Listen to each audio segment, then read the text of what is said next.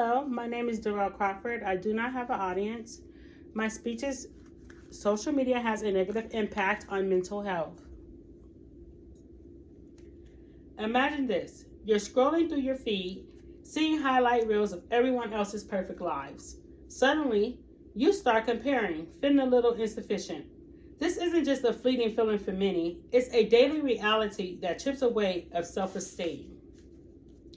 The curated and often unrealistic nature of social media content fuels social comparison, leading to diminished self-esteem and increased body dissatisfaction, especially among young women. The addictive design of social media platforms, utilizing variable reward schedules, can lead to compulsive use of patterns. The addictive design, displacing time spent on crucial activities like sleep, face-to-face interactions, and physical exercise, all vital for good mental health.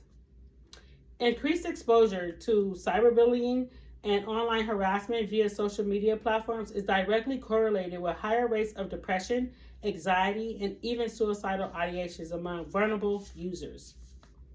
It's easy to get lost in endless scroll, but the reality is that our mental well-being is often paying the price.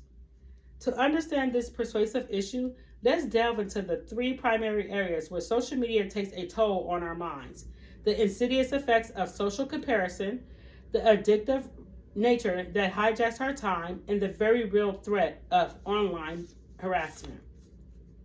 Social media often presents curated, idolized versions of people's lives, which leads to constant social comparison, which leads to feelings of envy, inadequacy, and lower self-esteem.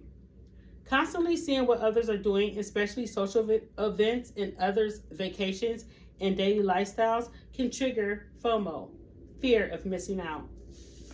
According to Sarah Isabel, Beneficial or Damaging, Studying the Relationship Between Comparison and Happiness book, the anxiety about being excluded or missing out on enjoyable experiences can lead to increased stress, restlessness, and a compulsive need to constantly check social media feeds. This also leads to the diminishing of self-esteem and increases body dissatisfaction, especially among young women. As we know, the constant exposure to digitally altered images and unrealistic beauty standards on social media directly contributes to negative body image. This can manifest as dissatisfaction with one's own body, leading to disordered eating patterns or excessive focus on physical appearance. For instance, a meta-analysis of numerous studies found consistent links between social media use, particularly image-focused platforms, and increased body image concerns and the desire for cosmetic surgery among adolescents and young adults. This is a significant concern for mental health professionals. Users tend to present highly filtered, selectively positive versions of their lives, creating a distorted reality. This includes showcasing perfect vacations, successful careers, and flawless appearances, which rarely reflect the everyday struggles of life.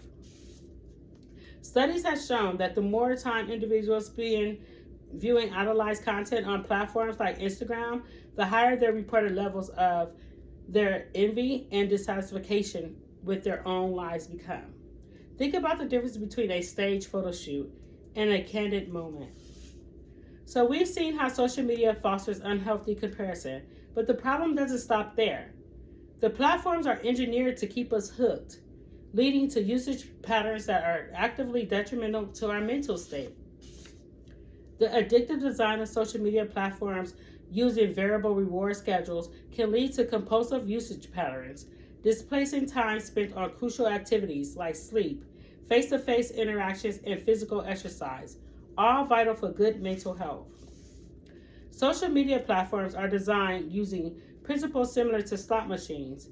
Notifications like comments and new content appear unpredictably, creating a variable reward schedule that keep users hooked, constantly checking for the next potential hit of validation or information. This is based on principles of operant conditioning, where behavior is strengthened by unpredictable rewards. Think about how exciting it feels to get a notification.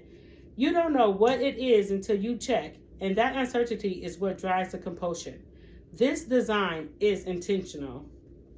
Displacement of healthy habits. This compulsion checking and endless scrolling directly eats into time that could be spent on activities essential for mental health and physical well-being. This includes adequate sleep, engaging in meaningful in-person conversation, exercising, or pursuing hobbies.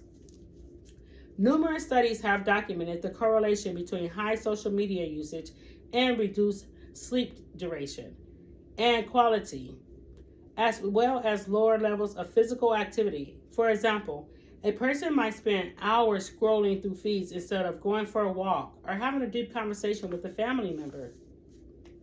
The constant task switching and barrage of notifications associated with social media can impair concentration, reduce attention span, and hinder deeper cognitive processes like critical thinking and problem solving. Research by S.D.A. Muhammad has shown that individuals who've experienced cyberbullying are significantly more likely to report symptoms of depression and anxiety compared to a peer who have not been targeted in those type of cases. The severe distress caused by cyberbullying has been identified as a contributing factor to suicide attempts. Reflecting on increased exposure to cyberbullying and an isolation fueled by constant digital interaction and the damage caused by online aggression, it's evident that the negative narrative of social media as purely beneficial is incomplete and perhaps even misleading. This leads us to our final thoughts on the matter.